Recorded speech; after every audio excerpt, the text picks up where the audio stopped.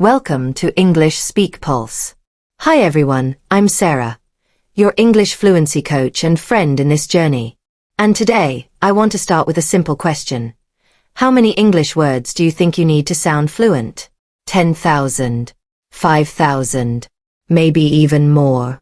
What if I told you that just 600 words could help you understand almost everything you hear in daily life? Movies, podcasts, conversations, even English songs. Sounds unbelievable, right? But here's the secret. Native speakers don't use thousands of different words every day. They use a small group of words again and again, in hundreds of smart, natural combinations. And when you understand how those words work together, you start understanding English instantly. In this lesson, we're going to explore those 600 must-know English words, not from a list, not from a textbook, but through real conversations, daily expressions, and mini stories that make the words come alive. You'll hear how these words sound in fast native speech, how they connect, how their meanings shift depending on tone, and how you can use them naturally in your own life. We'll listen, repeat, and practice together. You'll train your ear, your tongue, and your confidence. You'll learn to understand English not by translating, but by feeling it. So whether you're a complete beginner or already speak English but want to sound natural, stay with me till the end. Because by the time we're done, you'll realize fluency isn't about learning more. It's about unlocking what you already know. Alright, let's begin. You know, every language has its rhythm, and English is no different. But here's what most learners get wrong. They think grammar is only about rules. It's not. Grammar is actually the rhythm of how words connect, how ideas flow, and how your message sounds natural. Without grammar, words are just pieces. Grammar is what makes them move. Let's start simple. In English, word order is everything. If you say, Sarah loves coffee, everyone understands. But if you change the order, coffee loves Sarah, it sounds funny, even though the words are the same. That's how powerful grammar is. It controls meaning through structure, not just vocabulary. Now, here's something interesting. Native speakers don't think, okay, subject plus verb plus object. They just feel it. Their brain has heard it so many times that the order feels automatic. You can train your brain the same way, through repetition and sound patterns. Listen to this. I like tea. You like coffee. We like traveling. They like learning. Simple, right? But when you say it again and again, your ear starts to expect that pattern. Subject plus like plus noun or verb ing. Let's make it a little more natural. I like going out with friends. She likes watching movies. They like staying home on weekends. Repeat after me slowly. I like going out with friends. Now faster. I like going out with friends. Hear the difference. The going becomes goin'. That's how native rhythm works. Smooth, connected, natural. Let's try another one. Do you like coffee? That sounds polite and clear. But in casual conversation, people say, "Do I like coffee?" Or even, "D'you like coffee?" It's not lazy. It's just how English sound flows. So when you hear it fast, your brain should recognize it as the same question. Let's try some more examples you might hear in real life. At work, do you need any help? Becomes, do I need any help? With friends, did you eat yet? Becomes, "Jeet yet?" These sound shorter, but they're completely normal in daily English. Now let's look at tenses, not to memorize rules, but to feel how they create time. If I say, I work every day, that's a habit. If I say, I'm working right now, that's happening in this moment. And if I say, I worked yesterday, that's in the past. So grammar is basically a time machine. It helps you travel between yesterday, today, and tomorrow. Let's connect this with real life. Imagine this small story. Emma's sitting in a cafe. Her friend calls. Hey, what are you doing? I'm having coffee. Again. You had coffee this morning. Yeah, I love it. When are you coming home? I'll leave in 10 minutes. See what happened. 3 tenses in one short chat. I'm having, I had, I'll leave. That's how grammar lives in conversation. Let's practice. Repeat after me. I'm studying English. I studied English yesterday. I'll study again tomorrow. Now say it faster, like real conversation. I'm studying English. I studied English yesterday. I'll study again tomorrow. Can you feel the rhythm? Each tense creates a beat. Present, past, future. Let's do a quick listening trick. When native speakers talk fast, they often drop am, is, and are. For example, I'm going. She's watching TV, she's watching TV. They're coming soon. They're coming soon. You'll rarely hear, they are coming soon. It sounds too formal unless it's serious or written. Now, let's talk about one of the biggest grammar secrets. Chunking. Instead of learning one word at a time, learn groups of words together. Not want and go separately, but wanna go. Not have and to, but have to. So, I want to go becomes, I wanna go. And, I have to study becomes, I have to study. Listen to these natural phrases. I gotta go. I'm gonna call you later. You wanna hang out? All of them sound smooth because English connects words through rhythm, not pause. Now, let's talk about questions. In English, grammar changes the whole tone of a question. You can say, you're coming. That's a statement. But, are you coming? Now it's a question. Simple swap. Big change. Sometimes natives drop the question word when it's obvious. Coming means, are you coming? Ready means, are you ready? This happens when people are close, friends, family, co-workers. It's casual, friendly, and fast. Let's listen to a real-life example. 2 friends are planning dinner. Hey, coming tonight? Yeah, at 7. Cool. Bring snacks. Got it. Did you notice? No full sentences, but everything's clear. That's the real grammar of spoken English. Short, smart, natural. Now, here's a quick practice drill. Say each of these pairs. I am going. I'm going. I am not sure. I'm not sure. He is ready. He's ready. They are late. They're late. You are amazing. You're amazing. Now connect them faster. I'm going. I'm not sure. He's ready. They're late. You're amazing. Perfect. That's how grammar becomes sound. Let's add a small cultural note. In English-speaking cultures, short forms sound friendly and casual. Saying I'm or you're feels normal. But if you say, I am not interested, it sounds more formal or serious, like a business setting. That's why learning contractions isn't just grammar. It's tone training. Now let's make grammar fun with a small story you can use as listening practice. Tom and Lisa are at the airport. Tom says, the flight's delayed again. Lisa, oh no. What time's it leaving? Tom, they said maybe 7:30. Lisa, that's fine. I'm gonna grab some coffee. Tom, you always do. Lisa, yeah, I need energy. Do you want anything?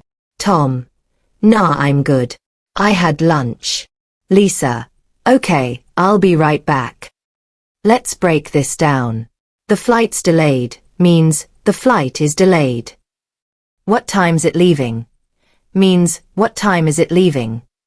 I'm gonna grab coffee means I am going to grab coffee. Grammar here isn't stiff. It's flexible. It bends to sound natural. Repeat after me. The flight's delayed. What time's it leaving? I'm gonna grab some coffee. Now say it faster, in rhythm. The flight's delayed. What time's it leaving? I'm gonna grab some coffee. That's exactly how native speakers do it. Now let's review what we've learned so far. Grammar isn't a list of rules. It's how English feels when it's real. In conversations, in emotion, in rhythm. Word order gives meaning. Tenses give time. Contractions give flow. You can understand grammar by listening, repeating, and feeling patterns, not by memorizing them. So next time you hear someone say, "I'm gonna go," or "you're late again," or "we've been waiting," don't translate. Just feel the time, tone, and connection. Because that's grammar in action. Alright, take a breath, because the next part will show you how vocabulary gives color to this structure. How choosing the right words makes your English sound real, emotional, and powerful. You know, vocabulary is like color in a painting. Grammar gives you the shape, but vocabulary gives life to your words.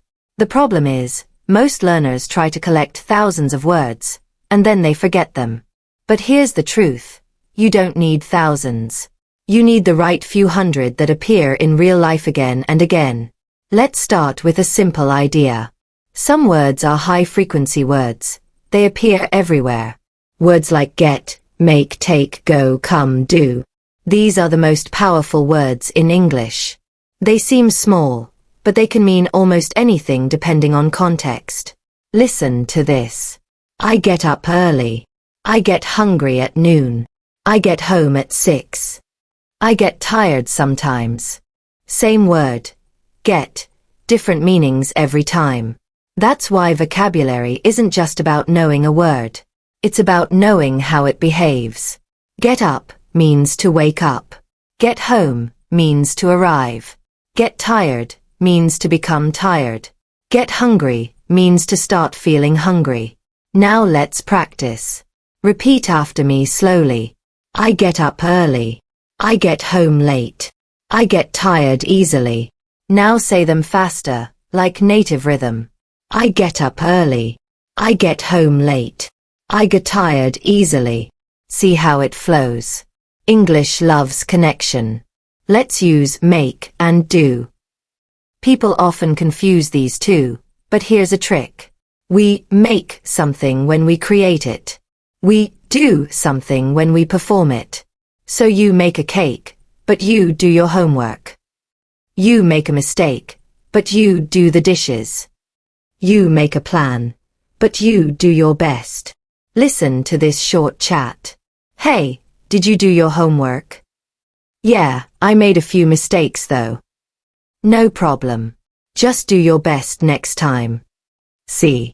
Do homework. Make mistakes. Do your best. Now let's make it sound natural.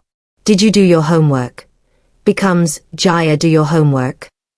I made a few mistakes, stays the same. Just do your best, stays clear and direct. Native speakers keep the rhythm soft, not heavy. Let's try another common group. Take and go. We say, take a shower. Take a break. Take care. Take your time. And we say, go out.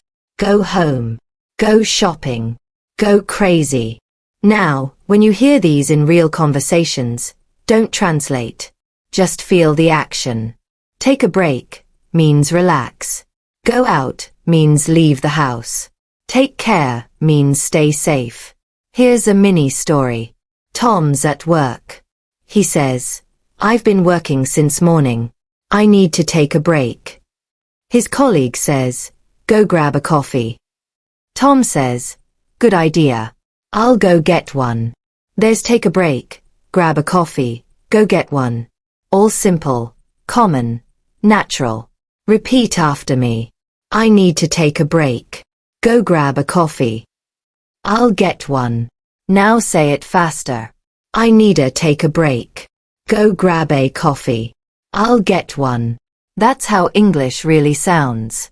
Let's talk about emotions now, because emotional words make your speech powerful. We don't just say happy or sad. We use shades. For example, happy can be glad, excited, thrilled, over the moon. Sad can be unhappy, upset, disappointed, heartbroken. Let's make it real. Your friend says, I passed my exam. You can say, I'm happy for you, or more naturally, that's awesome. I'm so glad. Or if something bad happens, I missed the flight. You can say, that's sad, but natives often say, oh no, that sucks, or that's rough. Those small phrases carry emotion and sound real. Repeat some emotional vocabulary after me. I'm excited. I'm so glad. That's awesome.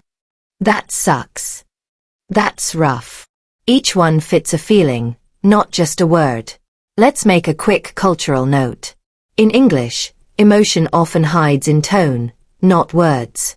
If you say, that's great, flatly, it might sound bored. But, that's great, with energy means genuine happiness. So when you practice vocabulary, practice intonation, not just pronunciation. Now, let's talk about word families. Many English words connect to the same root. For example, happy, happiness, happily. Decide, decision, decisive.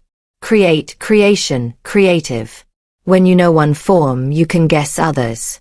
That's how you grow vocabulary fast. Let's do this naturally. I'm happy. Happiness is important. He smiled happily. See? Same root, different function. Here's another. I'll decide later. It was a difficult decision. She's very decisive. Same root, new meaning. That's how native speakers understand new words they've never heard before, by recognizing familiar roots. Now let's practice real-life English. At the grocery store. Do you need a bag? Yes, please. I'll take one. Anything else? No, that's all. Short, simple, and polite. At a restaurant. Can I get some water? Sure. Still or sparkling? Just still, please. Anything to eat? I'll have a sandwich. You just used everyday vocabulary. Bag, take, get, still, have, sandwich. And each one repeats in hundreds of situations. Let's do listening practice. I'll say some natural phrases. Try to repeat them as one rhythm. I'll take one. Can I get some water? I'll have a sandwich. Now faster. I'll take one. Can I get some water? I'll have a sandwich. That's real spoken English. Let's switch to phrasal verbs, small words that change meaning completely. For example, turn on, start something. Turn off, stop something. Look for, search. Look after, take care of. Run into, meet by chance. Mini story time. Lisa says, I ran into Tom yesterday. Her friend asks, really? Where? At the mall. He was looking for a new phone. Did you catch up? Yeah, we talked for an hour. Here you heard ran into, looking for, catch up. All phrasal verbs. All natural. Repeat them slowly. Run into, look for, catch up. Now say them in sentences. I ran into my teacher yesterday. I'm looking for my keys. Let's catch up soon. And faster. I ran to my teacher yesterday. I'm looking for my keys. Let's catch up soon. Now it sounds native. Let's make a note. Phrasal verbs are emotional too. If you say, I looked at her, it means your eyes moved. But, I looked after her, means you took care of her. Tiny change, big difference. That's why listening carefully matters. Now, vocabulary also depends on situation. Casual versus formal. With friends, you might say, I'm gonna grab lunch. At work, you might say, I'm going to have lunch. Same action, different style. Or, hey, what's up? With friends. But, how are you? With a teacher or colleague. So vocabulary is social. It changes with who you're talking to. Let's listen to two versions of the same message. Casual. Hey, you wanna hang out later? Yeah, sounds good. Let's grab a bite. Formal. Would you like to meet later? Yes, that sounds nice. Let's have something to eat. Both mean the same thing, but one fits friends, the other fits polite company. Now, let's practice connecting sound with meaning. Repeat after me. Wanna hang out? Grab a bite. Sounds good. Now say them faster. Wanna hang out? Grab a bite. Sounds good. You're training your ear to catch real-world speed. Let's make another mini story. This time travel English. At the airport. Excuse me, where's gate 12? It's straight ahead. Thanks. By the way, is the flight on time? Yes, boarding in 10 minutes. Great. I'll grab a coffee first. Sure, the cafe's right next to the gate. Every word there. Excuse me, ahead, thanks, by the way, grab, next to, all part of your 600 essential words. Let's repeat some of them. Excuse me. Straight ahead. By the way. Next to the gate. Now faster. Excuse me. Straight ahead.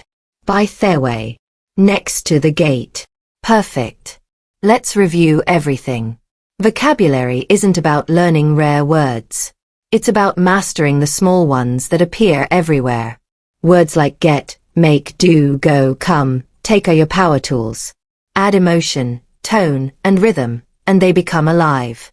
When you hear, I gotta go, you wanna eat? Let's catch up, or take care, you won't stop to translate. You'll just understand, because you'll have heard those words in action, in sound, in feeling.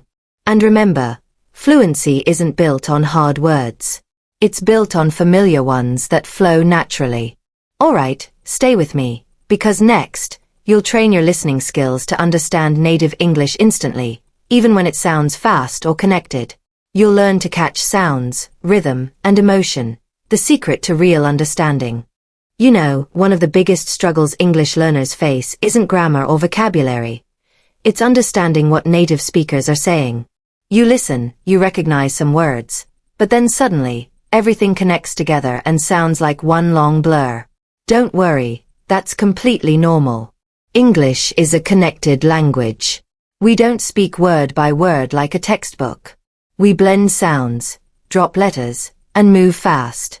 But once you start training your ear to hear patterns instead of words, everything changes. Let's start with this idea. English has music. Every sentence has rhythm, stress, and melody. For example, listen to this. What are you doing? If I say it fast, it becomes, what ya doin'? It's not that people are trying to be difficult, it's just natural sound flow. English connects words because it values speed and rhythm. Now listen carefully. Do you want to eat? Dia wanna eat. Did you get it? Jaya get it. Let me see. Lemme see. You got to go. You gotta go. These shortcuts are called reductions or contractions. They're part of real-life English. Here's the secret. When you train your ear for these sounds, you don't have to hear every word. Your brain starts predicting meaning. Let's try this. Imagine two friends talking in a cafe. Hey, you wanna grab something to eat? Yeah, sure. What ya in the mood for? Maybe some pizza? Sounds good. Let's go.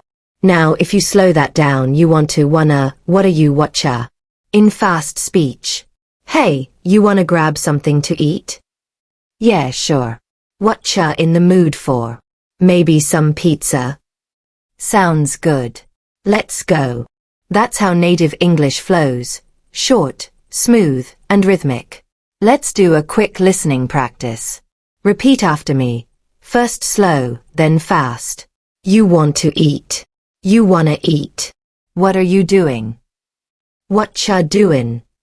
Did you get it? Jaya get it. Now listen again. The rhythm is the key. Now, here's something interesting about English. We stress the important words and shrink the small ones. Example. I want to go.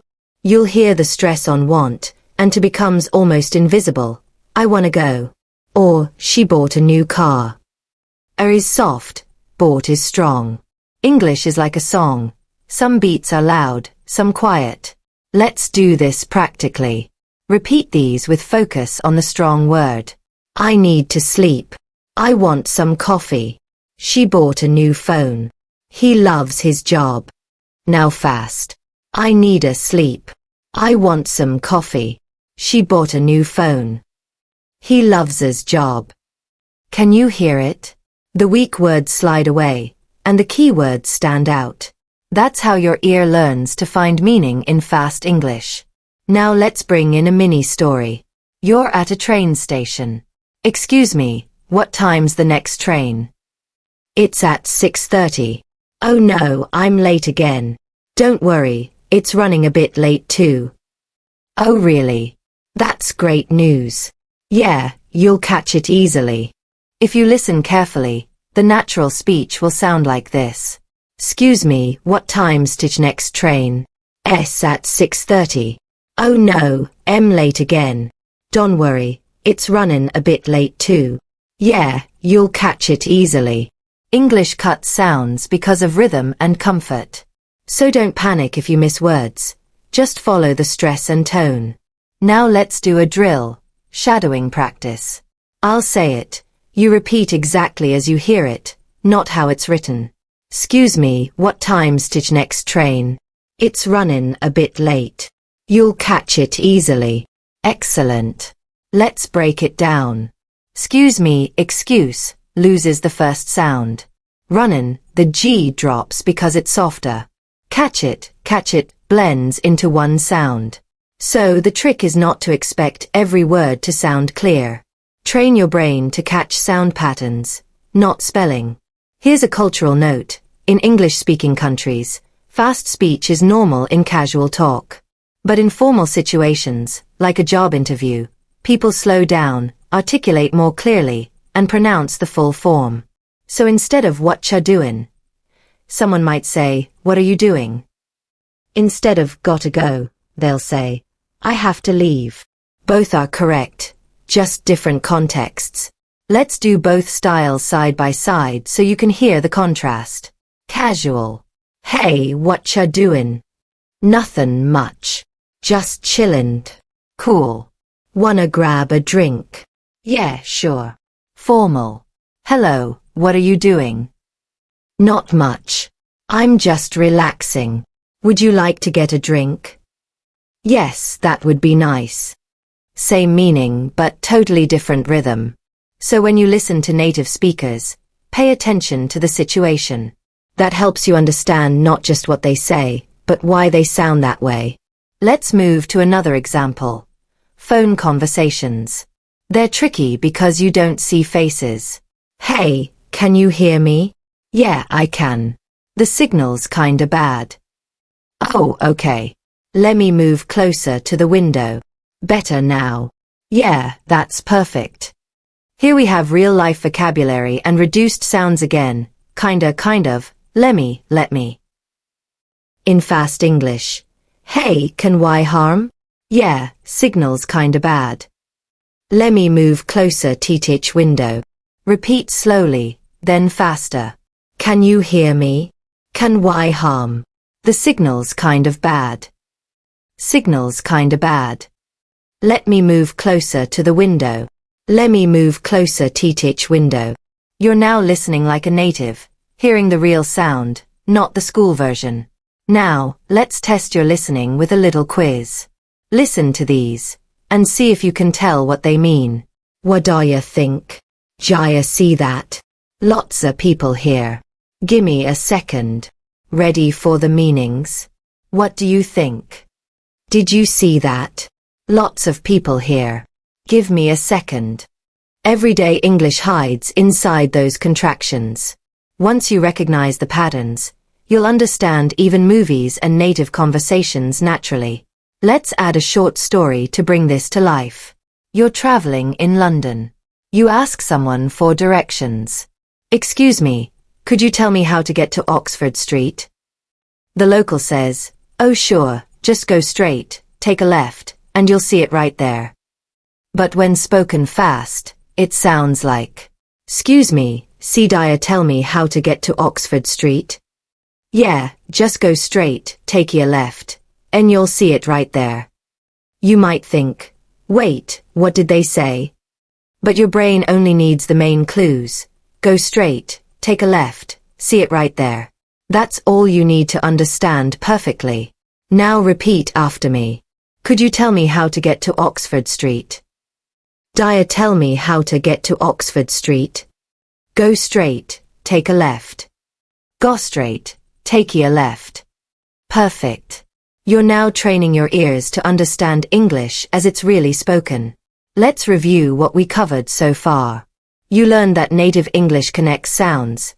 Wanna, gotta, lemme, kinda, sorta. You practiced hearing stress and rhythm. You also saw that tone and speed change depending on context, casual versus formal. So here's your daily drill. Listen to English daily, but don't try to translate. Focus on sound flow. Repeat after speakers. Mimic the melody, the rhythm, the emotion. That's how babies learn, and that's how you'll train your ear too. Alright, stay with me, because next, you'll move from hearing to reading. Learning how to read English with natural understanding, catching meaning from context, tone and structure, even when words look tricky. You'll finally read English the way native speakers do. Fast, confident, and effortless.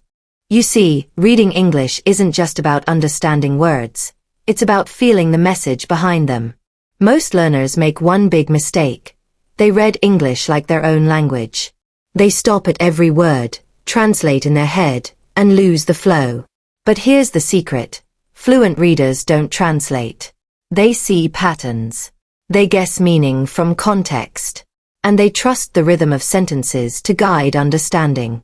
So today, let's train your brain to read like that. Naturally, smoothly, confidently. Imagine you open a book and see this sentence. She looked out the window as the rain fell softly. Many learners stop to think, looked out. Window, rain fell. Softly. But fluent readers see a picture. A woman, rain, quiet moment. They don't translate, looked, or fell. They just feel it. Let's test this idea. When you read, he opened the door slowly. You don't need to think about open, door, slowly. Your brain already knows. Action plus object plus feeling. That's real comprehension. Now let's connect this to vocabulary you already know. If you understand go, get, make, take, you can read almost anything. Example. He got up early. He got home late. He got tired quickly. All different meanings, same structure. So instead of memorizing words, focus on noticing patterns. Got up, action of waking. Got home, action of arriving. Got tired, change of state. That's how your reading becomes automatic. Let's do a short story. Don't translate. Just picture it. It was Sunday morning. Sarah woke up early, made a cup of tea, and sat by the window. Outside, the world was quiet. She opened her favorite book and smiled. Today, she thought, I'll read something new. Now, instead of stopping at each word, feel the story. Can you see her? The tea, the quiet morning, the smile? That's comprehension, not word by word, but idea by idea. Let's practice this method together. I'll read a short passage. You'll focus on images, not translation. The bus stopped suddenly. Everyone looked up. A man ran after it, waving his hand. He was laughing, even though he'd missed it. Did you imagine it? A bus, a man running, people looking up. That's how fluent readers think. Now let's add pronunciation connection. Reading aloud helps your ear and eyes work together. When you read, don't just look. Say the rhythm in your mind. English sentences have a natural beat. Did-ada-did-ada. For example, the bus stopped suddenly. Strong beats fall on bus and sud. Weak ones fade. Let's do a rhythm practice. The rain fell softly. She opened the book and smiled. People were running quietly. See? Each sentence moves like music. When you feel that rhythm, your reading speed improves automatically. Now, let's talk about something powerful. Context clues. When you see a new word, don't run for a dictionary. Look around it. For example, she wore a cozy sweater and sat by the fire. If you don't know cozy, what can you guess? Fire, sitting, sweater, warm, comfortable, safe. That's cozy. Another one. He slammed the door angrily. Even if you don't know slammed, the word angrily gives you the feeling, loud, fast, strong. So reading is like detective work. You use clues to guess meaning. Let's practice. Guess the meaning from context. She whispered softly in the dark room. Whispered means speak quietly. He rushed to catch the bus. Rushed means move quickly. The baby giggled when she saw the puppy. Giggled means laughed lightly. That's how your vocabulary grows naturally, through context, not memorization. Now let's do a real-life reading scene. You're at a coffee shop. You see a sign. Please wait to be seated. You don't translate. You know it means don't sit until someone guides you. Another sign. Out of order. You know it means broken. Employees only. Means staff area. These are small, powerful reading moments that build your instinct for real-world English. Here's a cultural note. English signs, messages, and instructions are often short and polite. Instead of, do not go inside, they write, please keep out. Instead of, this is not working, they write, out of service. Tone matters. Polite but firm. That's part of reading feeling, not just words. Now let's do a practice story. Sarah walked into a bookstore. The smell of paper filled the air. She picked up a small blue book titled Moments of Light.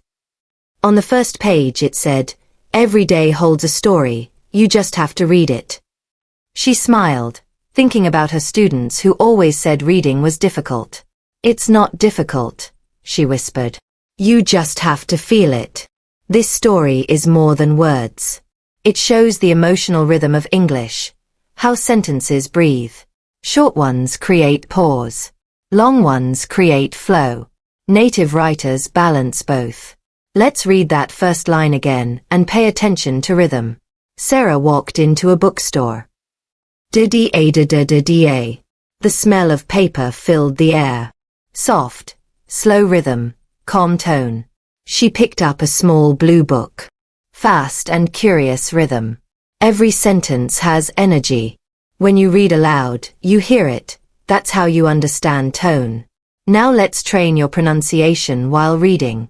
Say this slowly. She looked out the window. Now faster. She looked out the window. Notice how looked out connects. Doubt. That's reading meets speaking. Here's another. He opened the book and smiled.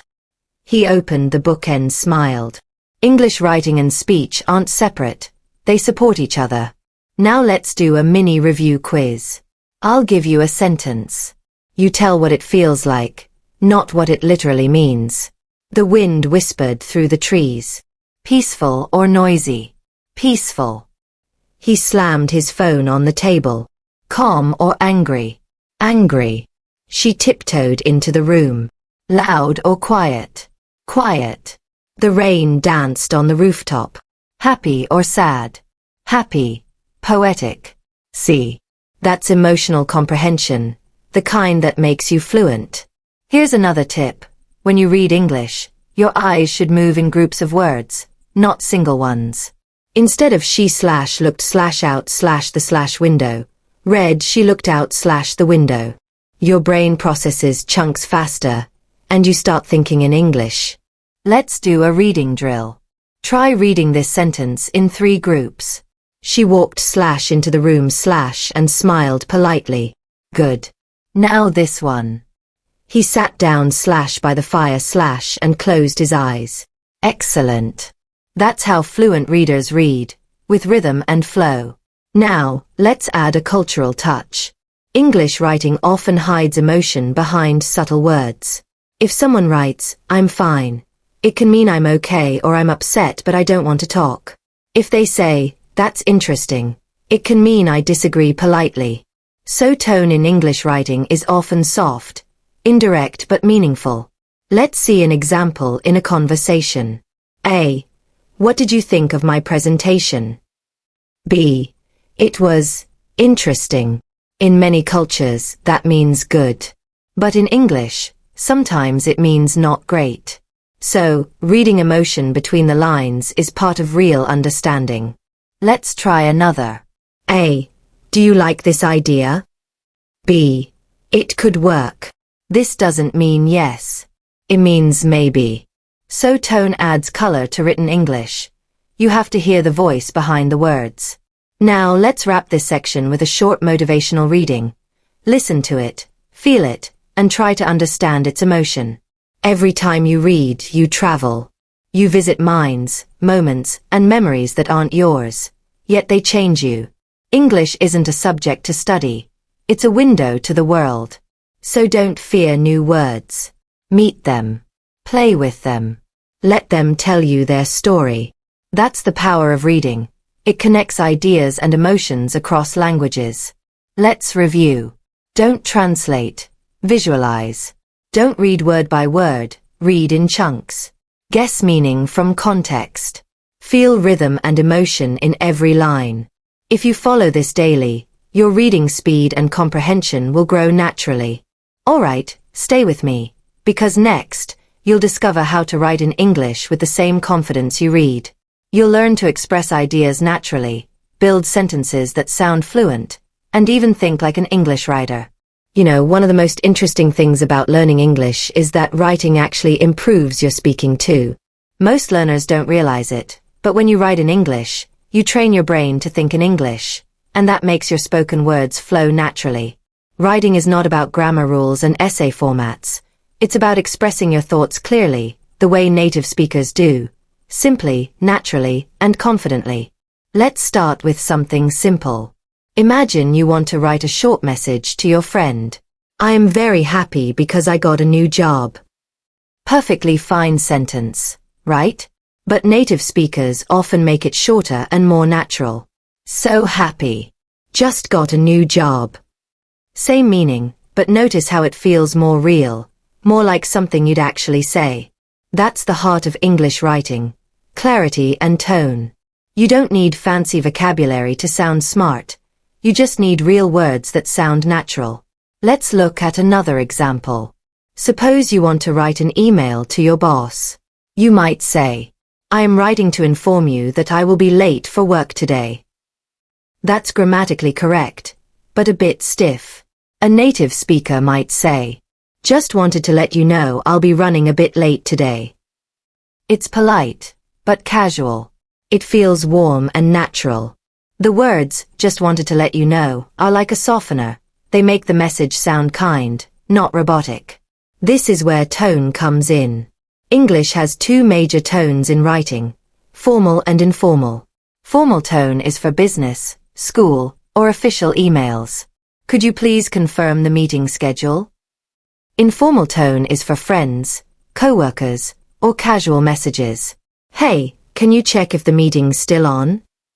The structure changes, but both are correct. The key is knowing your audience, who you're writing to. That's what makes your writing powerful. Now, pronunciation affects writing too.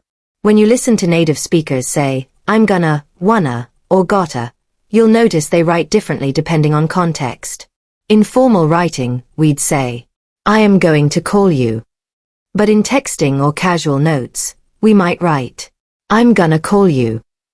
Both are understandable, but they carry different tones. Learning when to use which version helps you balance between clarity and personality.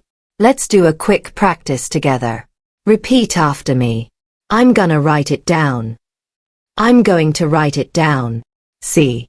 Same sentence, different vibe. The first one sounds natural in conversation. The second one fits perfectly in an email or essay. Now let's talk about story writing, because stories make writing fun. Imagine you're describing your morning. I woke up late. I missed the bus. Then it started raining. You could improve it by adding emotion and rhythm. Woke up late again, missed the bus. And of course, it had to rain. See how it sounds more like a native speaker's thought? That's because real English writing is full of feeling, rhythm, and personal voice. You don't just describe events. You react to them. Let's practice rewriting a short story together. Original. I went to the market. It was crowded. I bought some apples. I came home.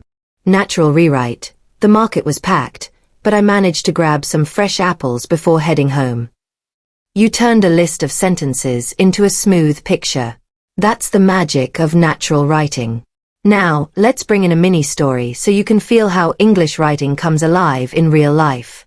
Last week, I was sitting at a cafe, trying to write my to-do list for the day.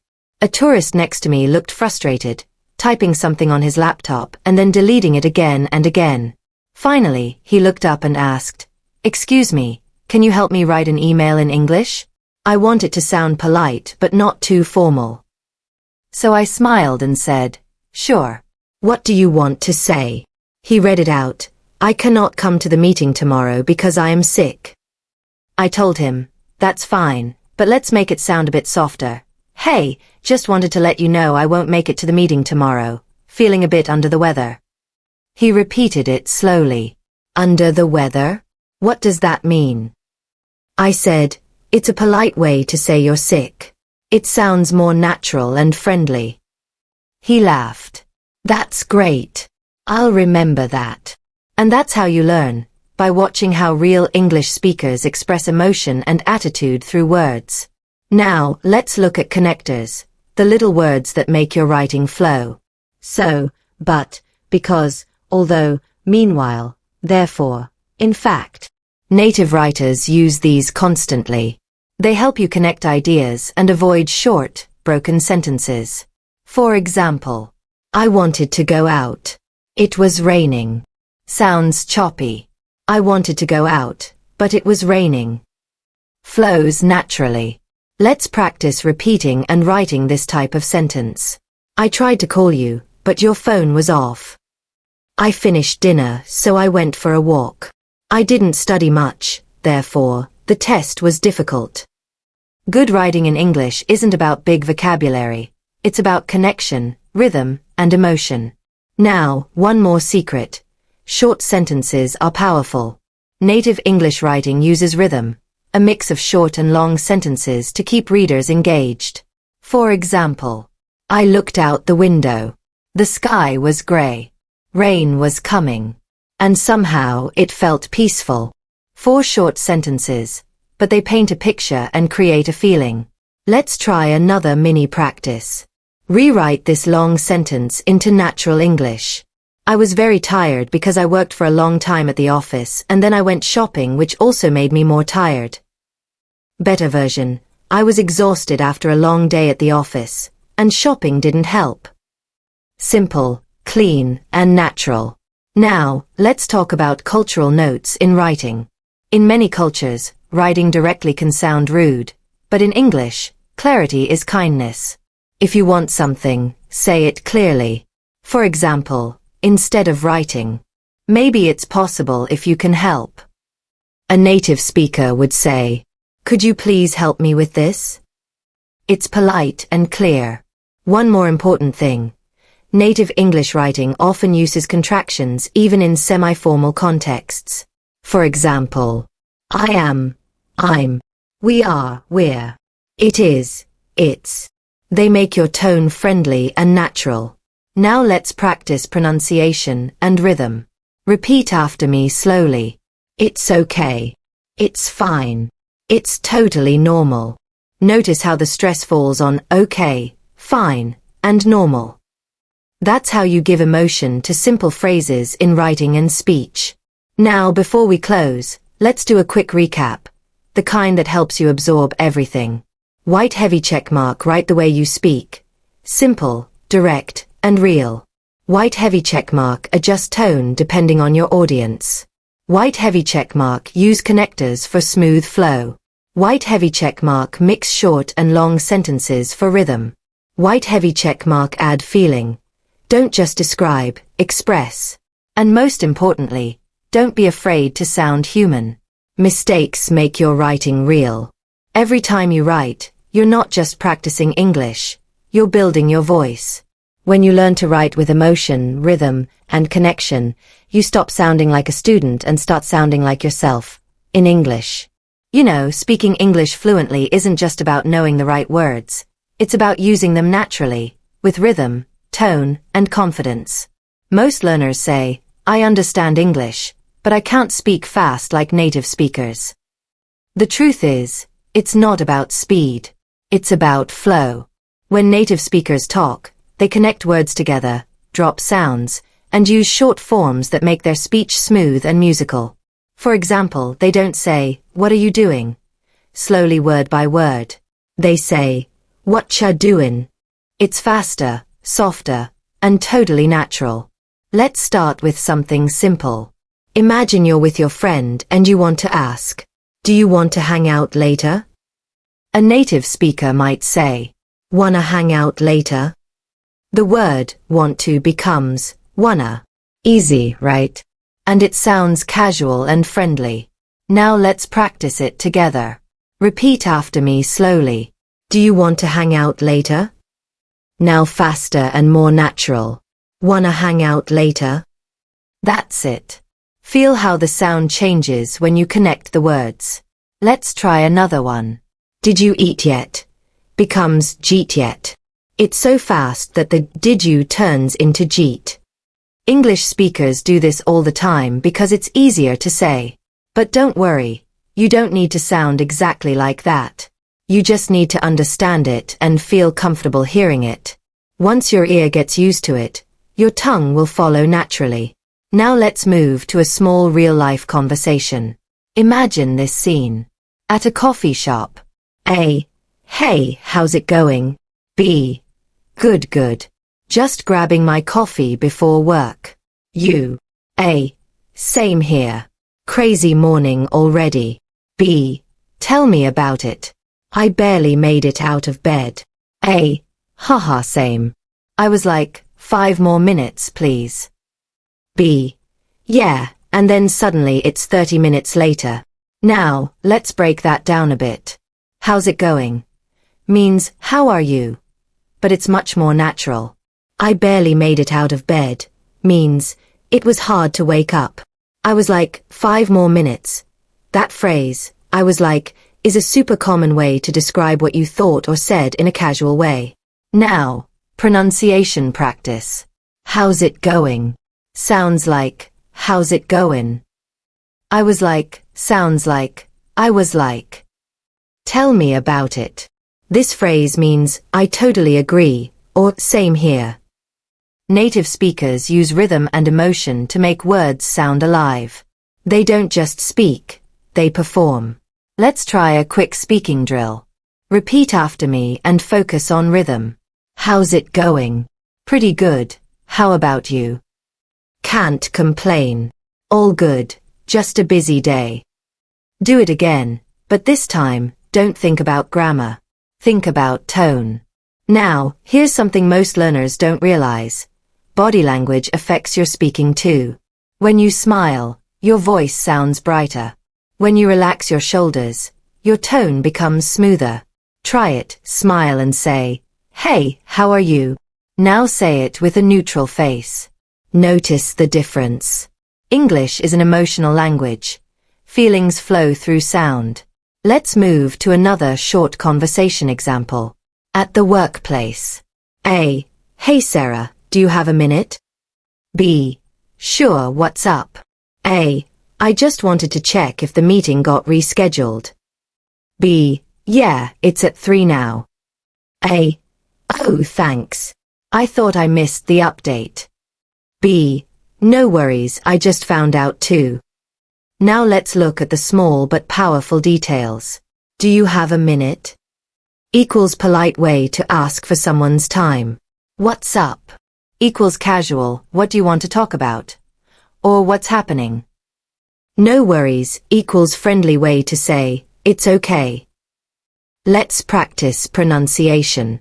Do you have a minute? Do I have a minute? It's at 3 now. It's at 3 now. Smooth, no pause. No worries, stress on no. Let's do a quick speaking drill. A. Do I have a minute? B. Yeah, what's up? A. Just checking the schedule. B. Cool, it's at 3 now. This kind of repetition builds natural fluency.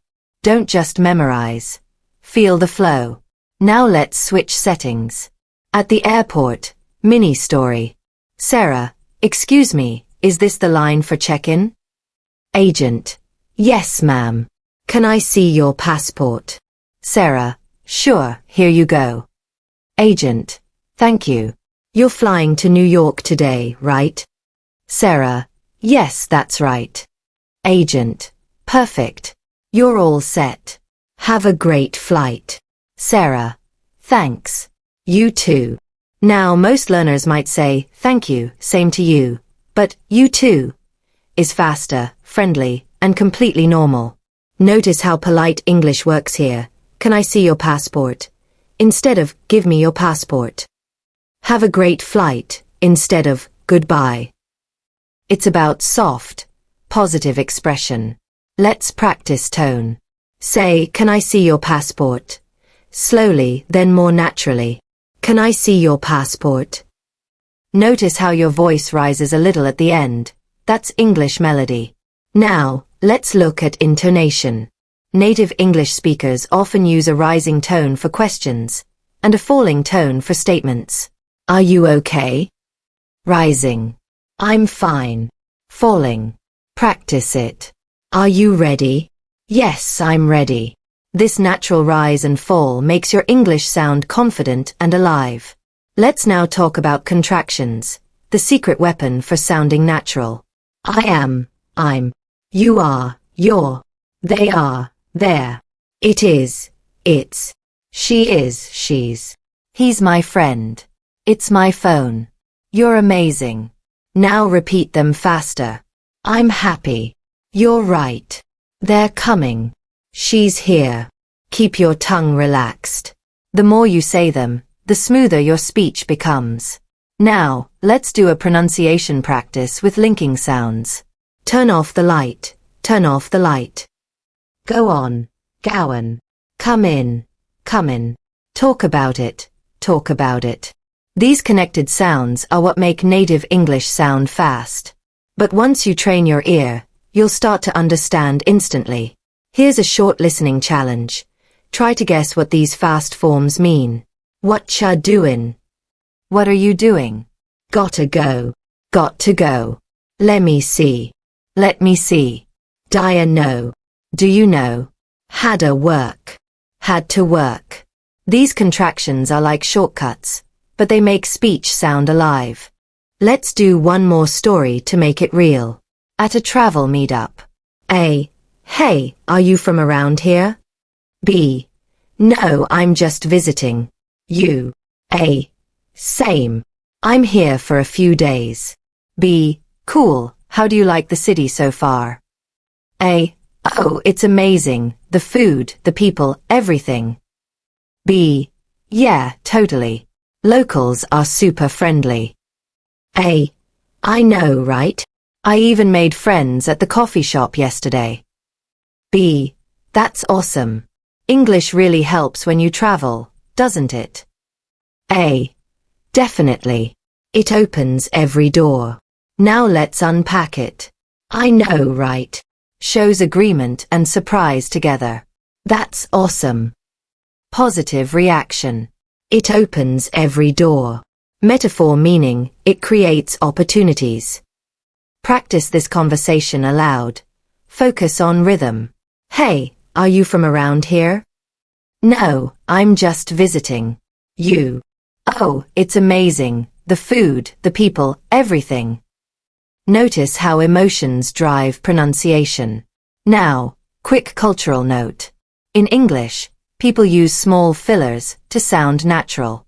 Well, you know, I mean, actually, right. They don't mean much, but they help you sound fluent. Example. Well, I guess it depends. You know, it's kind of tricky. I mean, that's just how it is. Try repeating them casually. Well, pause. You know. I mean.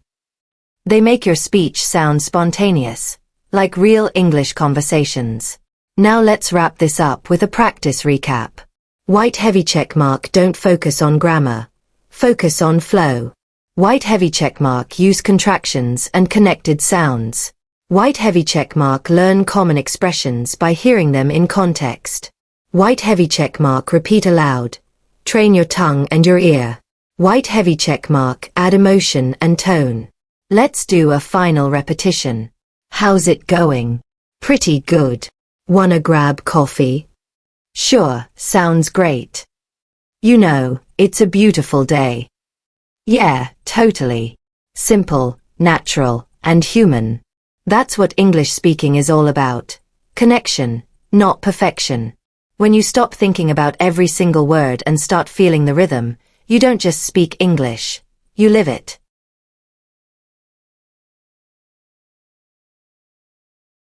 You know, every learner dreams of speaking English fluently, smoothly, confidently, and without hesitation. But here's the truth. Fluency isn't built in one day. It's built in daily practice. Little moments that train your brain to think in English instead of translating from your native language. Most students study vocabulary and grammar, but they forget the most important part, muscle memory. Speaking English is like playing guitar or riding a bike. You don't memorize each move. You repeat it until your mouth and mind move together naturally. So, let's practice the way native speakers do. Not with boring drills, but with real-life practical English you can use every day. Let's start with something you do every morning. Greeting people. When you meet someone, instead of the usual hello, how are you? You can switch it up naturally. Hey, how's everything? Morning. How've you been? Hey there. Long time no see. Yo. What's new? Each one has a different vibe. Morning is friendly and casual. How've you been? Is warm and personal. It shows you actually care. And what's new? Invites conversation. Now, repeat after me slowly. Hey, how's everything? Morning. How've you been? Hey there. Long time no see. Good. Now say them faster and more naturally, like you're talking to a friend. Feel the rhythm, short, relaxed, and full of energy. Now imagine this situation. You're meeting a colleague in the office. You might say, "Good morning, how are you today?" That's fine, but it sounds formal. A native speaker would probably say, "Hey, how's it going?" Or "How's your day looking?" Short and friendly. Tone makes all the difference. Try saying, "How are you today?" Polite, formal. "How's it going?" Casual, friendly. Same meaning, different feeling. Now, let's move into listening and response drills. I'll say something, and you answer quickly. No thinking, just reacting. Ready? A. Hey, what's up? B. Not much, just chilling. A. You busy right now? B. A bit, but what's up? A. Wanna grab lunch? B. Sure, why not? These short exchanges are what fluency feels like. Fast, emotional, and natural. Now let's practice rhythm, the rise and fall of English sounds. Repeat with me. Wanna grab lunch? Rises at lunch. Sure, why not? Falls at not. This rise and fall gives English its natural melody, the music of conversation. Here's something most learners miss. Practice aloud. Reading, listening, and writing help you learn English. But speaking aloud helps you own it.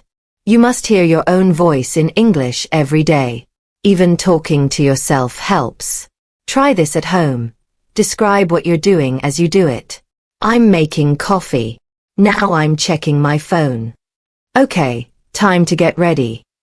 It feels silly at first, but it's one of the most powerful fluency exercises. You train your brain to think in English, not your native language. Now let's do a mini story practice.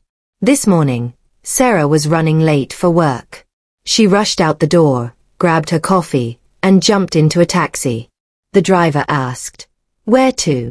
She said, "Downtown, please. And can you make it quick? I'm a little late." The driver laughed. "Aren't we all?" Sarah smiled. "Yeah, every day feels like a race. They both laughed, and suddenly, the stress was gone. This short story shows real, natural English. Where to means, where are you going? Can you make it quick? Means, please hurry. Aren't we all? Means, everyone's in the same situation. These small expressions make your speech sound alive. Now let's do speaking drills from this story. Repeat after me. Where to? Downtown, please. Can you make it quick? Yeah, every day feels like a race. Perfect. Don't worry about accent. Focus on rhythm. Now, let's talk about shadowing. Shadowing means listening to a short English clip, maybe a movie line or podcast, and repeating it immediately, word for word, with the same tone and rhythm. It's like singing along with a song. This builds fluency fast because your tongue and ear work together. For example, take this line from a movie. I'm not sure what you mean. Say it as you hear it, not word by word, but as one smooth line. I'm not sure what you mean. See how it flows. The what you becomes what ya. Practice this every day for 5 minutes, and you'll start to sound more natural without even realizing it. Now let's move to conversation practice, one of the best ways to strengthen your English habits. At the grocery store. A. Excuse me, do you know where the milk is? B. Yeah, aisle 4, next to the eggs. A. Thanks. Oh, do you guys have almond milk too? B. Yep, right on the bottom shelf. A. Perfect, appreciate it. B. No problem, have a good one. Now, this might sound simple, but let's unpack it. Do you know where the milk is? Sounds natural. We don't say, can you tell me the location of the milk? Yep, instead of, yes. Right on the bottom shelf, instead of, it's located on the bottom shelf. This is real English. Short, clear, and friendly. Repeat after me. Do you know where the milk is? Yeah, aisle 4. Thanks. Appreciate it. See. You're not just learning grammar. You're learning rhythm. Now, let's add intonation practice. Say, do you know where the milk is? Your voice rises at the end. That's the sound of curiosity. Now say, yeah, aisle 4. Your voice falls. That's the sound of confidence. This rise and fall is what makes you sound native. Now, let's talk about daily English habits you can use to build fluency. Mirror talk. Talk to yourself while doing daily tasks. I'm washing the dishes. I'm heading out. I'm so tired today. Record yourself. Record your voice and listen. Notice where you sound unsure or flat. Try again with more energy. Repeat movie lines. Choose a short scene you like. Pause, repeat. Copy the actor's tone. Join online conversations. Comment in English on videos or posts. Writing short replies trains your spontaneous thinking. Think in English. Don't translate in your head. Instead of thinking, "Mui coffee chahi," say to yourself, "I want coffee." Fluency is built when English becomes part of your thinking, not something separate you study. Let's do another mini practice conversation, this time between friends making weekend plans. A. Hey, what are you doing this weekend? B. Not sure yet. Maybe just chilling. You. A. Thinking of going hiking. Wanna join? B. Sounds fun, but I might be lazy. A. Come on, it'll be great. Fresh air, no stress. B. Okay, you convinced me. See how natural that sounds. Not sure yet. Maybe just chilling. You convinced me. All are casual phrases you can use anytime. Now let's practice pronunciation. Wanna join. Wanna join. Not want to join. Come on, said quickly. It'll be great. It'll equals it will. These contractions are key for smooth speech. Now, let's do a fluency drill. I'll say a phrase, and you repeat it with emotion. Hey, what's up? Say it like you're happy. Hey, what's up? Say it like you're tired. Hey, what's up? Say it like you're surprised. Same words, different emotion. And that's exactly what makes English expressive. Let's review everything so far before we close. White heavy checkmark fluency is rhythm plus repetition plus emotion. White heavy checkmark don't memorize sentences. Use them. White heavy checkmark listen and shadow. White heavy checkmark speak every day, even alone. White heavy checkmark focus on tone and flow, not perfection. Here's a small recap practice for you. Morning routine. Good morning. Did you sleep well? Office. Hey, got a minute? Restaurant. Can I get the menu, please? Shopping. Do you guys have this in medium? Travel. Where can I get a taxi? Friends. Wanna hang out later? Each line is simple but real. Remember, English fluency isn't about speaking fast. It's about speaking smoothly. The goal isn't to sound perfect. It's to sound natural. So from today, make English your daily habit. Speak, listen, repeat, and most importantly, enjoy it. Because when you enjoy the process, learning never feels like work. You don't need to study English. You need to live it. You know, one of the biggest secrets to mastering English isn't learning more rules. It's using the ones you already know again and again until they feel natural. Think about it. How did you learn your first language? You didn't sit with grammar books or memorize vocabulary lists. You just listened, repeated, made mistakes, and kept speaking. That's exactly what English practice is about. Repetition with awareness. Let's start simple. Imagine you meet someone new. You say, "Hi, how are you?" And they answer, "I'm good, how about you?" Easy, right? But what if you twist it slightly?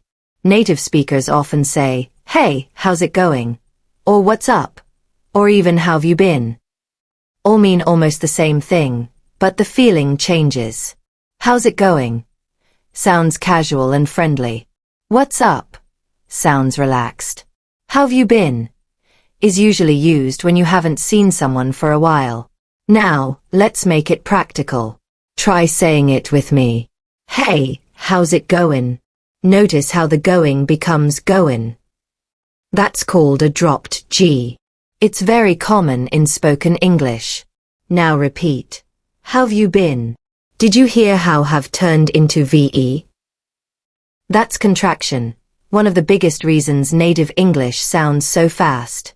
Let's do a mini drill. I'll say the phrase in slow English, then in natural English. You repeat both. I have got to go. I gotta go. Do you want to eat? I wanna eat. What are you doing? What ya doin'? Practice these out loud. Your mouth and ears need to work together. The more you train them, the easier it becomes to catch fast English when you listen. Now imagine this. You're traveling, and someone at a cafe says, "You want anything else?" It's fast, casual, and missing some words, but perfectly natural. The full sentence should be, "Do you want anything else?" But in conversation, we drop do, because the tone already makes it clear. So instead of thinking, "Wait, they missed a word," you should instantly recognize it as fluent speech. That's what practice builds, your listening memory.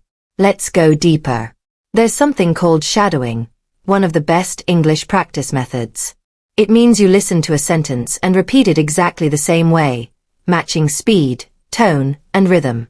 Don't worry about understanding every word at first. Focus on sound and flow. For example, audio says, "I didn't mean to bother you." You repeat instantly, "I didn't mean to bother ya." Notice how didn't becomes didn't, and you becomes yeah. That's exactly how native speakers connect sounds. The goal is not perfect pronunciation. It's natural rhythm. Let's test it through a short story. Imagine Sarah sitting in a coffee shop with her friend Alex. "Hey Sarah, you seem busy today." "Yeah, kinda. Got a big project due tomorrow." "Ah, same here. I've been working non-stop all week." Tell me about it. Coffee's the only thing keepin' me alive. Haha, you and me both. Now let's analyze. Did you notice how Alex said, I've been working non-stop? That's the present perfect continuous tense. It shows something that started in the past and continues now. But what's more interesting is how he pronounced it, workin', instead of working. That little sound drop makes it sound smoother. Let's practice with some drills. I'm working. I'm workin'. She's doing. She's doin'. They're coming. They're comin'. Keep repeating until your tongue feels relaxed saying them. Now, when we practice English, we also practice thinking in English. Instead of translating main thoka hua hoon into I am tired, train your brain to think directly, I'm tired. Then move to natural variations like I'm beat, I'm exhausted, I'm wiped out.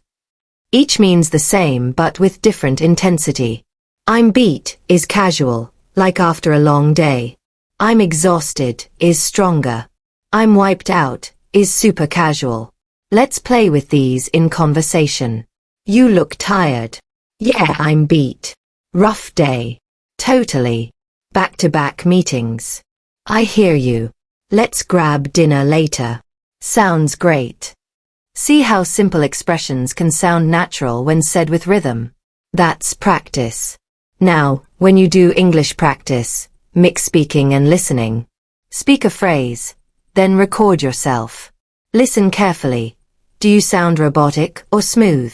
Do you pause too long? Do your words connect? For example, when you say, I want to go out, do you hear a clear gap between to and go? Native speakers usually blend it. I want to go out. Let's try another practice loop. Repeat after me 3 times. I'm gonna take a break. Wanna join me? Yeah, sounds good. Did you hear? Going to, gonna, want to, wanna. Now let's add a cultural note. In English-speaking countries, short polite expressions are powerful. When someone says, could you help me? You can respond, sure thing, of course, or no problem. These short, friendly answers sound natural and confident. Practicing them helps your fluency in real life because you don't have to think.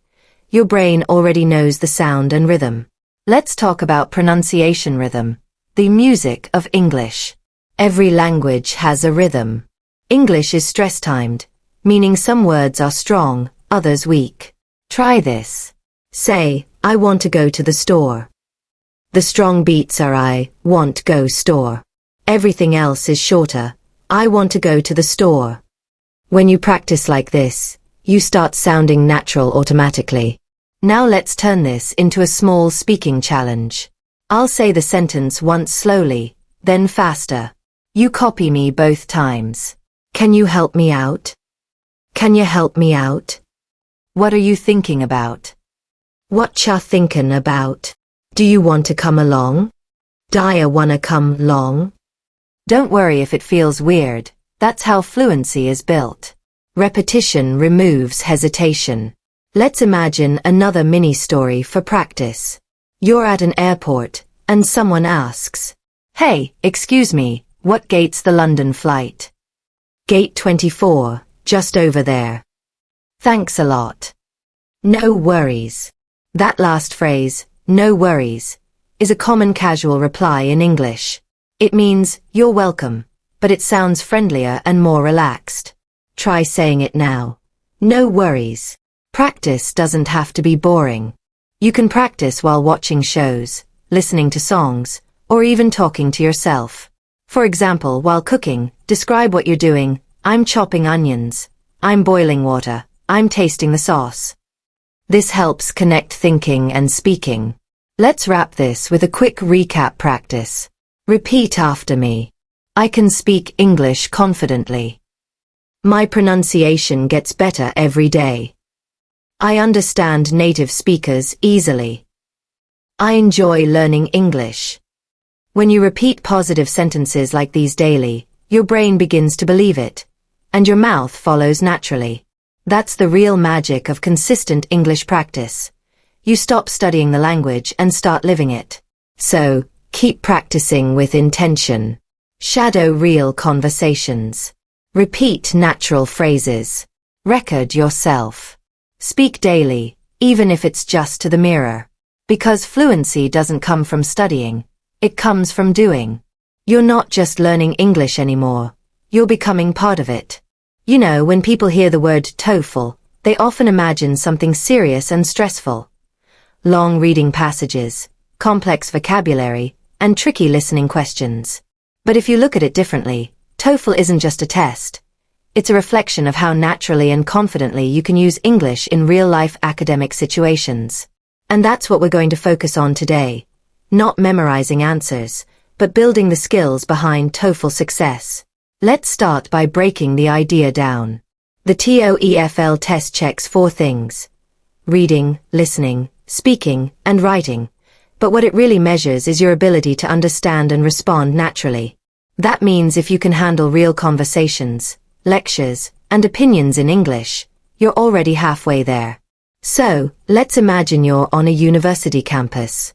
You walk into a classroom, and the professor says, "All right, everyone, today we're going to discuss how social media affects communication." Now, TOEFL listening questions often use this kind of academic tone, but if you listen closely, native speakers don't always pronounce every word clearly. They'll say, "Today we're going to discuss how social media affects communication." That to becomes today, and going to becomes gonna. So the first step in TOEFL listening practice is training your ear to recognize connected speech. Let's do a quick listening style drill. I'll say the natural version, then the clear version. Repeat both. We're gonna talk about modern technology. We are going to talk about modern technology. She's kinda worried about the deadline. She is kind of worried about the deadline. They've been studying all night. They have been studying all night. When you practice this way, you train your brain to decode fast English automatically. Now let's move to the speaking section, the one most learners fear. The key to TOEFL speaking is organized clarity. You don't have to sound perfect. You have to sound clear and confident. Here's a sample TOEFL-style question. Do you prefer studying alone or in a group? Use details and examples to explain your answer. You could panic and think, I need big vocabulary. But what you actually need is a structure. Let's build one together. 1. State your choice clearly. I prefer studying alone. 2. Give your first reason. It helps me focus better because I can avoid distractions. 3. Give a quick example. For instance, when I study alone at home, I can manage my time better and concentrate longer. 4. Add a second reason. Also, I remember things more effectively when I review them by myself.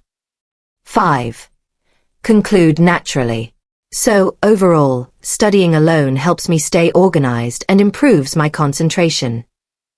Simple, natural, clear, and perfectly structured for TOEFL. Let's make it conversational. Repeat this as a speaking drill. Don't just read, say it like you're talking to a friend. I prefer studying alone. It helps me focus better because I can avoid distractions. For example, when I study at home, I manage my time better. Also, I remember things more effectively when I review alone. So overall, studying alone helps me stay organized. That's how real fluency sounds. Confident but relaxed. Now let's switch to TOEFL listening practice again, but this time with a mini story. Imagine this. You're listening to a campus conversation between 2 students. Hey, did you finish that economics paper? Not yet. I've been working on the statistics part all night. Yeah, that part's tricky. Did you use the data from last year's report? No, I found some newer info online. It looks more accurate. Nice. I'll check that out too. Now, if this were a TOEFL listening question, they might ask, what are the students mainly discussing? Answer, their economics paper and the data they're using. But notice the real lesson, the natural flow of conversation. Listen to how did you becomes didja, and I have been becomes I've been. That's everyday English. If you understand that, TOEFL listening becomes much easier. Let's add a quick grammar awareness moment. When you hear I've been working, that's present perfect continuous. It means the action started in the past and continues now. TOEFL loves to test this tense because it shows ongoing actions and time connection. Now let's talk about TOEFL reading. Many learners struggle because they try to understand every single word. But native speakers don't read that way. They skim for the main idea, then scan for specific details. Let's try this technique with a short example. Text. Recent studies suggest that online learning can be as effective as traditional classroom education, especially when students interact actively in discussions. Question. What is the main idea? Answer. Online learning can be as effective as classroom education when students participate actively. You didn't need to understand every word, just the key message. That's how reading efficiently works. Now, TOEFL writing. A lot of learners worry about advanced vocabulary. But TOEFL scoring actually rewards clarity over complexity. Instead of saying utilize, say use. Instead of ameliorate, say improve. The more natural you sound, the higher your score. Here's a simple writing example. Topic. Do you agree or disagree that technology makes life easier? You could write something like, I completely agree that technology makes life easier. It saves time and helps us connect with others quickly. For example, I can communicate with my friends abroad through video calls instead of writing letters. Also, online banking allows me to pay bills in minutes. Therefore, technology clearly improves convenience in everyday life. See how clean and natural that is. That's high-scoring TOEFL writing. Now let's do some pronunciation and rhythm practice, because even in TOEFL speaking, your tone matters. Repeat after me slowly, then naturally. Technology makes life easier. Technology Y makes life easier. Online education is effective. Online education's effective. People communicate faster today. People communicate faster today. Feel the rhythm. That's English music. Stress on strong words, flow on weak ones. Let's move to a cultural note. TOEFL speaking questions often ask about opinions or habits in your country. When answering, keep it personal but polite. For example, question, do you think people read more or less today than in the past? Instead of a plain answer like, people read less, say, I think people read less nowadays because they spend more time online. However, I believe reading is still important, especially for students who want to improve their focus and imagination. This type of balanced answer shows both perspective and critical thinking. Exactly what TOEFL evaluators love. Let's do a mini practice for fluency. I'll say it line by line. You repeat after me. I think people read less nowadays. They spend more time online. However, reading is still important. It helps improve focus and imagination. This repetition helps you internalize rhythm and pronunciation while sounding confident. Now let's imagine a TOEFL lecture situation. This is where many students struggle. You're listening to a professor talk about global warming. Climate change is caused by human activities such as burning fossil fuels and deforestation. These actions release carbon dioxide into the atmosphere, trapping heat and raising global temperatures.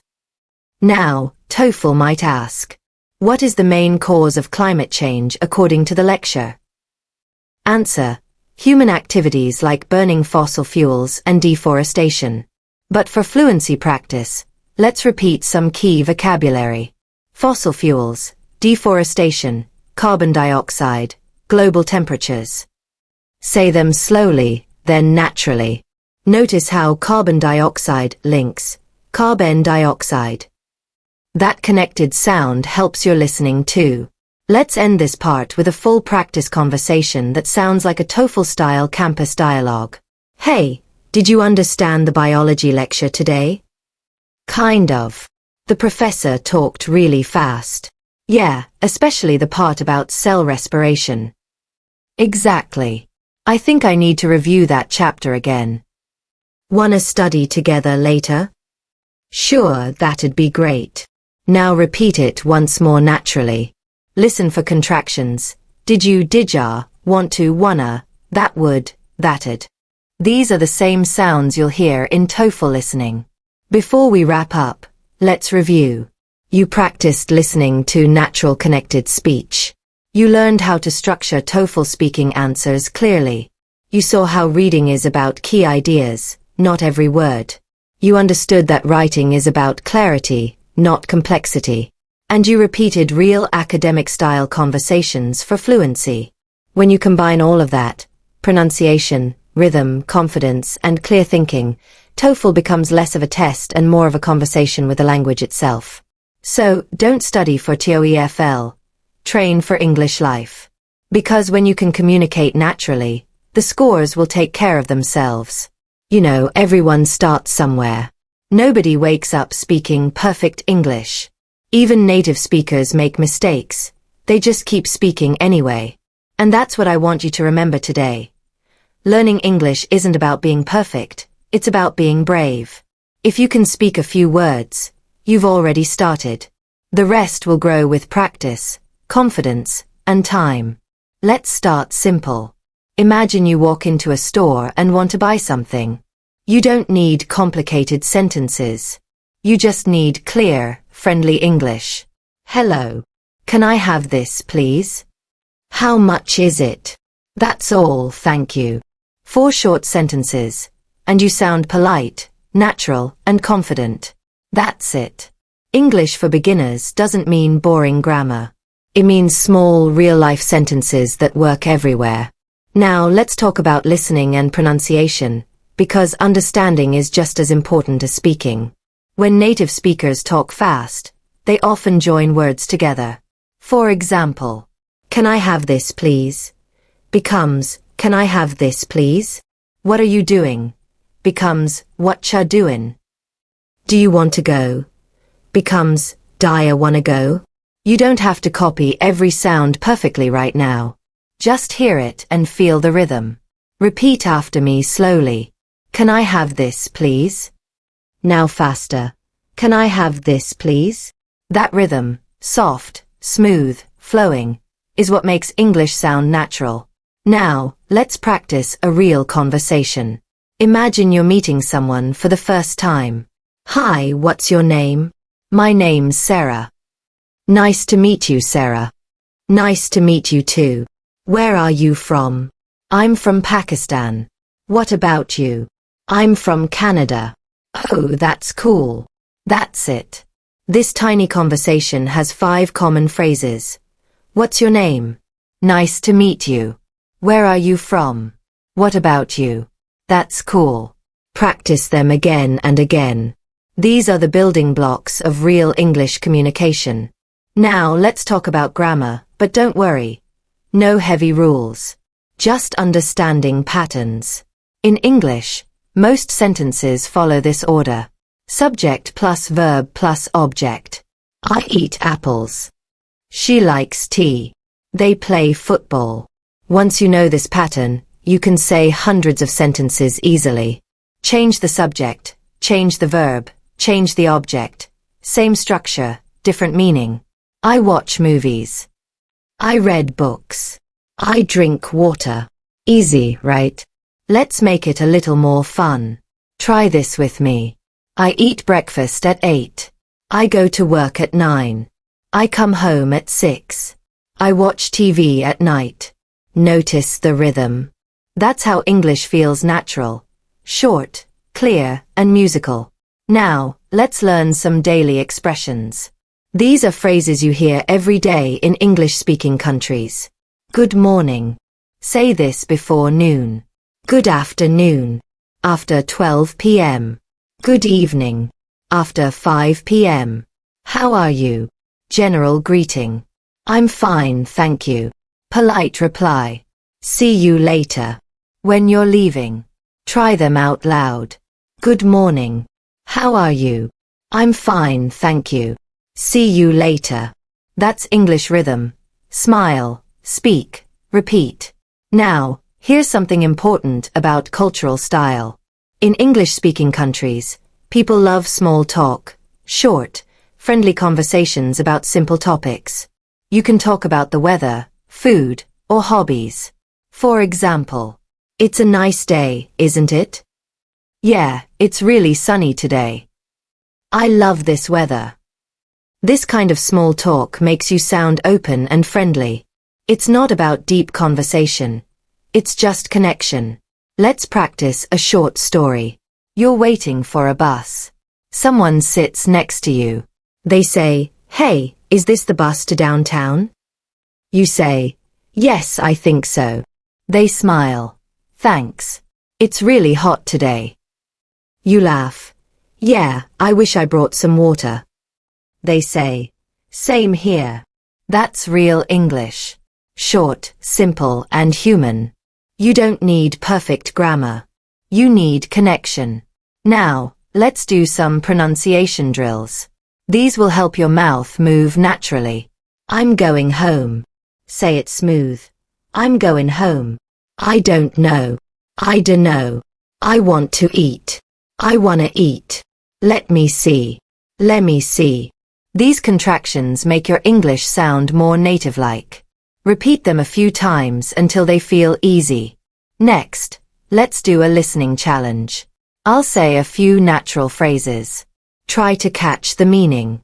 Gotta go means I have to leave. Hang on a sec means wait a moment. No worries means it's okay. Sounds good means okay, let's do that. These are everyday phrases you'll hear everywhere. In shops, on the phone, in movies. Now let's talk about practice habits. Beginners often say, "I don't have anyone to talk to." But here's the truth. You can practice English anywhere. Speak to yourself, describe what you're doing, or read out loud. For example, while cleaning your room, say, "I'm folding clothes." "I'm cleaning my desk." "I'm making my bed." You're training your brain to think in English. Another great tip. Use mirror practice. Stand in front of a mirror and talk to yourself for 2 minutes every day. Say things like, "Hi, my name is Sarah. I live in Pakistan. I love learning English. I like watching movies. I'm learning new words every day." When you talk to yourself, you build confidence and fluency. Let's add a little reading practice. Read this short paragraph slowly. English is not hard. It just needs time and practice. If you listen every day, speak every day, and repeat what you learn, your English will grow naturally. Now repeat it out loud. Feel the flow, not the grammar. Let's learn some basic vocabulary with natural examples. Eat. I eat rice every day. Go. I go to school. Come. Come here, please. See. I see a bird. Do. I do my homework. Make. I make breakfast. Have. I have a pen. You see. Just 7 verbs, and you can already build hundreds of sentences. Let's use them together in a small story. I wake up early. I make breakfast. I eat eggs and bread. Then I go to school. I see my friends. We talk and laugh.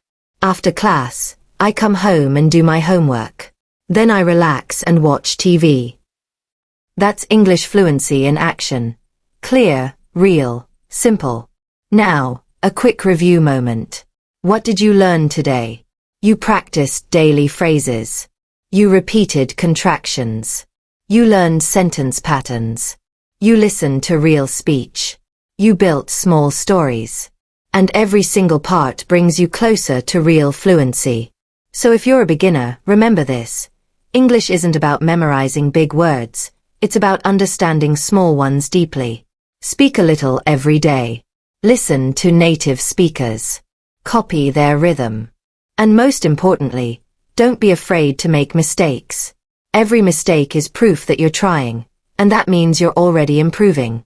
Keep practicing, stay curious, and speak with confidence, because you're not just learning English anymore. You're living it. Another important element of advanced learning is understanding register. Knowing when to speak formally or casually. For example, formal. Could you please send me the report by Monday? Casual. Can you send me that report by Monday? Very casual. Hey, shoot me that report when you get a sec. The words change, but the message is the same. The difference is the tone. Understanding this difference helps you fit into any environment, whether it's a job interview, a business meeting, or a chat with friends. Let's do a little practice for tone shifting. Repeat after me. Formal. Good morning. It's a pleasure to meet you. Casual. Hey. Nice to meet you. Friendly. Hey, great to finally meet you. It's all English, just different energy levels. Now, one of the most powerful ways to improve at this stage is through shadowing practice. That means listening to a native speaker and repeating exactly what they say, mimicking their rhythm and intonation. You can use movies, YouTube videos, or podcasts. Try repeating 5 to 10 seconds at a time. It feels awkward at first, but it rewires your brain to speak more naturally. And here's a cultural note. English speakers use a lot of softeners. Instead of saying, "You're wrong," they might say, "I see your point, but," or "I'm not sure I agree." Instead of saying, "Do this," they'll say, "Could you do this when you get a chance?" It's a way of keeping conversations polite and balanced.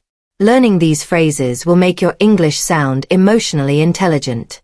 For example, if you're in a workplace and you need help, instead of, "Help me with this," say, "Could you give me a hand with this?" It's warmer and more natural. Try repeating, "Could you give me a hand with this? I was wondering if you could check this for me. Do you mind helping me out?" These expressions show respect and confidence, a true mark of advanced English.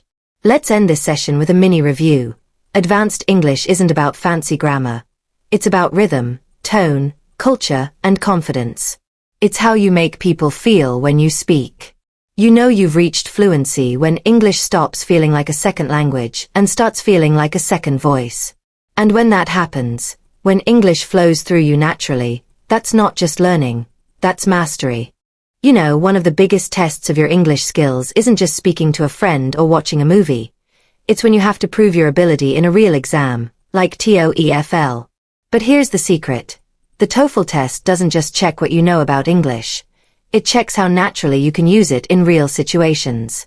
And that's exactly what we're going to do today. Make TOEFL-style English feel simple, real, and even enjoyable. Let's start with how TOEFL is built. It tests your reading, listening, speaking, and writing, but in reality, all four are connected. When you read, you're improving your vocabulary and sentence patterns. When you listen, you're catching real-life rhythm and tone. When you speak and write, you're combining everything together. So instead of studying each part separately, we'll blend them, just like native speakers do. Imagine this. You're listening to a short university lecture in a TOEFL listening section. The professor says, climate change has led to unpredictable weather patterns across various regions, influencing agriculture and economic stability. Now, a lot of learners freeze here. It sounds academic, formal, complex. But if you slow it down and decode it naturally, unpredictable weather patterns just means the weather is no longer regular. Influencing agriculture means it affects farming. Economic stability means it changes how stable money and jobs are. See, it's not about big words. It's about connecting ideas. The TOEFL wants to see if you can understand meaning, not memorize definitions. Let's do a quick listening style drill. Repeat these phrases after me and try to feel the rhythm. Climate change affects every part of our planet. Technology has changed the way we communicate. Education plays a major role in shaping society. When you repeat these with proper rhythm and stress, you train your ear for natural listening comprehension. Now, TOEFL speaking is where many learners panic, not because they can't speak, but because they're thinking too much. You have just 45 seconds to answer. The trick is to stay calm and use structure. Let's practice a sample question. Speaking head question. Do you prefer studying alone or in a group? Explain why. Here's a natural way to answer.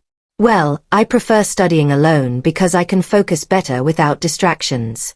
When I study by myself, I control my schedule and review difficult topics as many times as I need. However, sometimes I do like group discussions for subjects that require new ideas or debates.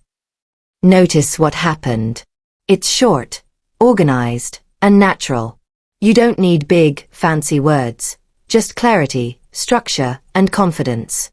Try repeating it after me slowly. Well, I prefer studying alone because I can focus better without distractions. When I study by myself, I control my schedule and review difficult topics as many times as I need. However, sometimes I like group discussions for subjects that require new ideas or debates. Perfect. That's how you sound confident and fluent in TOEFL speaking. Now, let's move to reading comprehension. TOEFL passages use advanced vocabulary, but again, you don't need to understand every word. You just need to catch the main idea and tone. Let's read a mini example. Over the past century, technological innovation has reshaped human life, improving healthcare, expanding communication, and increasing life expectancy. However, it has also introduced challenges related to privacy, mental health, and environmental impact. If you are asked, what is the main idea of the paragraph? The answer is simple. Technology has improved life but also created new problems. That's it. Try to train your brain to summarize each paragraph in one short line. That's the key skill for TOEFL reading. It's not about translating. It's about understanding essence. Now let's practice writing. The TOEFL writing section often asks for an opinion essay. Most students struggle here because they overthink grammar. But what TOEFL really checks is clarity and logical flow. Here's a simple, winning structure you can use every time. Keycap 1 Introduction. State your opinion clearly. Keycap 2 Body 1. Give your first reason with an example. Keycap 3 Body 2. Give your second reason with an example. Keycap 4 Conclusion. Restate your opinion simply. Let's try an example. Question. Do you agree or disagree that technology makes our lives easier? Here's a natural answer. I completely agree that technology makes our lives easier. First of all, it saves us time. For example, online banking helps people pay bills or transfer money instantly without visiting a bank. Secondly, technology improves communication. We can connect with family and friends anywhere in the world through video calls. Even though technology has some negative effects, overall it simplifies daily life. Notice how it's clear, smooth, and realistic. You don't need complicated vocabulary, just logical flow. Now, let's make it a real-life mini-story to help you remember this structure. Sarah once had a student named Mark who was preparing for TOEFL. He kept saying, "Sarah, I know all the grammar rules, but I can't write fast enough." She told him, "Mark, stop trying to sound perfect. Just talk to the paper the way you talk to me." So he tried it. Instead of worrying about long words, he just wrote what he thought. I think studying online is better because I can learn anytime, anywhere. Simple but powerful. Guess what? He scored 26 out of 30 on TOEFL writing. Why? Because he communicated, not memorized. Here's a great pronunciation practice to help you sound more fluent when answering TOEFL speaking questions. Repeat these naturally. In my opinion. I strongly believe that. The main reason is. For example. As a result. These are transition phrases. They connect your ideas smoothly and give your speech flow. Now, here's a quick grammar tip for TOEFL. Avoid long, complicated sentences. Instead of saying, due to the fact that technology has significantly altered communication patterns among individuals in the modern world, you can simply say, Technology has changed how people communicate today. Same meaning, more impact. That's the beauty of strong English. Simplicity with clarity. Let's do a short mock conversation, like a TOEFL speaking practice. Some people think social media helps people connect. Others think it makes people lonely. What's your opinion? I think social media helps people connect, but only if they use it wisely. It allows us to share moments and ideas, but spending too much time online can cause stress or comparison. So, balance is the key.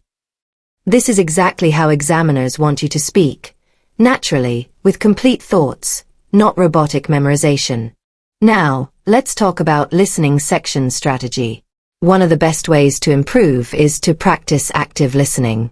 That means don't just listen, take notes, predict what comes next, and listen for keywords like, however, for example, on the other hand. These connect ideas and help you understand structure. Here's a quick mini listening style sentence. Repeat it naturally after me. While technology brings comfort, it also creates dependency. Notice how while connects contrast. That's a clue for comprehension. Now let's talk about something few learners focus on. Culture in TOEFL. In many TOEFL tasks, the examples and situations are based on American university life, professors, students, library rules, or campus clubs. So even if your English is great, you might feel lost if you don't understand the context. Try watching short US campus interviews or student vlogs. It helps you get familiar with the culture, accent, and logic of American conversation. And speaking of accents, remember, TOEFL includes various English accents like American, British, Canadian, or Australian. So don't panic if a speaker sounds different. Focus on meaning, not accent. Here's a listening drill. Repeat and feel the tone difference. American, what do you want to do? British, what do you want to do? Australian, what do you want to do? All mean the same thing. Understanding accents is all about rhythm, not spelling. Let's recap what we've done today. You learned how TOEFL checks your ability to understand, respond, and connect ideas naturally. You practiced speaking in short, confident structures. You learned how to write clearly without overcomplicating. And you saw how listening and reading are about catching main ideas, not memorizing every detail. So next time you prepare for TOEFL, don't just study, perform. Think, speak, and feel in English. Imagine yourself already in that exam room, smiling, calm, ready to express your thoughts clearly. That's the secret of success in TOEFL. It's not perfection. It's confidence, rhythm, and real communication. You know, every English journey starts somewhere. Maybe from a small word you understood in a song, or a sentence you caught in a movie. That spark of curiosity is what brings you here. And if you've made it this far, you've gone through grammar, vocabulary, listening, speaking, and even TOEFL level fluency. But today, let's go back to where it all begins. English for beginners. Not because you're starting over, but because sometimes the most powerful growth comes from mastering the basics in a new way. When people start learning English, they often say, I just want to speak fluently. But fluency doesn't begin with speaking. It begins with understanding. When you understand how words feel, sound, and connect, your speech becomes natural without forcing it. Let's start simple. Imagine Sarah meeting a new student for the first time. Hi. What's your name? My name is Ollie. Nice to meet you, Ollie. How are you? I'm fine, thank you. And you? I'm great, thanks for asking. It's such a basic conversation, right? But even in this tiny exchange, there's rhythm, tone, and friendliness. The pause after, hi. The rising tone in, how are you? And the warm drop in, nice to meet you. Beginners often think speaking English means using big words, but actually, it's about sound and connection. Let's do a quick pronunciation practice. Repeat after me. Hi. How are you? I'm good, thank you. What's your name? It's nice to meet you. When you say it slowly and clearly, you train your mouth to move like an English speaker's. Now, one mistake many beginners make is trying to translate everything from their first language. But real English doesn't always match translation. For example, in many languages, people might say, open the light, but in English, it's turn on the light. You turn on a machine, not open it. That's why learning phrases, not just words, makes you sound natural. Let's try a few daily expressions together. Turn on the light. Turn off the TV. Put on your shoes. Take off your jacket. Pick up the phone. Hang up the call. Each phrase has a small action word: turn on, turn off, put on, take off. These are called phrasal verbs, and they're everywhere in English. The more you practice them, the more fluent you become. Now, let's do a little mini story to make these phrases come alive. Imagine Sarah waking up in the morning. She turns off the alarm. She gets up and puts on her slippers. She goes to the kitchen, turns on the light, and makes coffee. Her phone rings. She picks it up. It's her friend saying, "Hey, you up?" Sarah laughs and says, "Yeah, I just woke up." See how natural that sounds? It's simple English, but it flows. That's what beginners should aim for. Smooth, natural connection. Let's talk about grammar, but don't worry, we'll keep it light. Beginners often ask, why is English word order so strict? It's because English depends on structure to show meaning. In some languages, you can move words around freely, but in English, word order decides who does what. For example, Sarah teaches English. Sarah is the teacher. English teaches Sarah. Sounds funny, right? Because the order changed the meaning completely. So, for clear English, always follow the simple structure. Subject plus verb plus object. Try these. I eat apples. She reads books. We watch movies. They play football. Now let's make them questions. Do you eat apples? Does she read books? Do we watch movies? Do they play football? And now let's make them negative. I don't eat apples. She doesn't read books. We don't watch movies. They don't play football. This small pattern can help you build thousands of sentences without needing to memorize grammar charts. Now, beginners also need to focus on listening, because your ears train your mouth. Try listening to short English clips every day, even children's shows or podcasts for learners. Don't worry if you don't understand every word. Your brain is learning the rhythm. Let's do a short listening style repetition.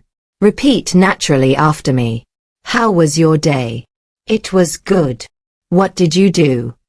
I went shopping. Did you buy anything? Yes, I bought some clothes. See how conversation flows naturally. The question and answer rhythm is what makes English feel alive. Now let's talk about common pronunciation shortcuts that make English sound fast. Native speakers say, "What are you doing?" "What ya doin'?" "Do you want to go?" "Dia wanna go?" "Let me see." "Lemme see." "Got to go." "Gotta go." These are contractions, the way English speakers connect words to sound smooth. You don't need to speak fast. You just need to connect words naturally. Try repeating them slowly. What ya doin'? Dia wanna go? Lemme see. Gotta go. That's how native speech flows. Now, beginners often feel shy when speaking. They worry, what if I make mistakes? But here's a secret. Every fluent speaker you hear today once made the same mistakes you're afraid of. The difference is, they kept speaking. So when you practice, don't aim for perfect grammar. Aim for communication. Let's say you're traveling, and you want to ask for directions. You don't need perfect sentences. Just say, "Excuse me, where is the bus station?" Or, "How can I get to the airport?" Simple, polite, clear. And native speakers will understand you. Let's do a quick practice dialogue. "Excuse me, where's the nearest cafe?" "It's just around the corner." "Thanks a lot." "You're welcome. Have a great day." Even this small interaction helps you sound natural and polite. Now, let's add a little cultural note. In English-speaking countries, politeness is shown not only through words but tone. Saying, please, thank you, and excuse me isn't just grammar, it's part of culture. Even a small smile when you speak makes your English sound friendly. Try saying these softly with a smile. Excuse me. Please. Thank you. You're welcome. Tone changes everything. Let's do a short review game. I'll give you a simple phrase. You say what it means. Turn off the light. Stop the light from shining. Put on your jacket. Wear your jacket. Take off your shoes. Remove your shoes. Pick up your phone. Answer the call. Perfect. That's how your brain builds confidence, by connecting meaning to action. Now, here's your daily beginner practice routine. Listen to 5 minutes of slow English every day. Repeat phrases you like. Copy tone, not just words. Speak one short sentence out loud to yourself every morning. Learn 3 new words and use them in your day. Example. Words. Happy, busy, tired. Use them. I'm happy today. I'm busy now. I'm tired tonight. Simple steps, powerful results. So as we wrap this up, remember, English fluency doesn't come from studying hundreds of rules. It comes from connection. Every word you learn is a small bridge between you and the world. Every sentence you speak is a new door opening. You've gone from basic greetings to advanced confidence, from small talk to global understanding. And the best part, you're not done. You're becoming fluent every single day you choose to practice. Keep listening, keep repeating, and keep enjoying the language, not as a subject, but as a living skill. Because English isn't something you study. It's something you live. Now, take a deep breath, and say this with me. I can speak English. Say it again, louder. I do speak English. Because you truly can, and you just did. Alright, so before you go, I want you to pause for just a second. You've spent time here improving your English, not just memorizing words, but truly understanding how English works in real life. And that's what makes you different. You're not just learning English, you're living it. If you enjoyed this session and you feel your confidence growing, make sure to subscribe and hit that notification bell, because every day we dive deep into practical real-world English you can actually use. And don't stop here. Go back, repeat the dialogues, shadow my voice, and try saying the sentences with your own emotion and rhythm. That's how fluency is built, step by step, with practice that feels real. Also, I'd love to hear from you. Tell me in the comments which English skill you want to improve next. Speaking, listening, vocabulary, or pronunciation. I read every comment, and your idea might become the next video. Alright, my friend. Keep speaking, keep practicing, and remember, every word you learn brings you closer to fluency. See you in the next lesson on English Speak Pulse.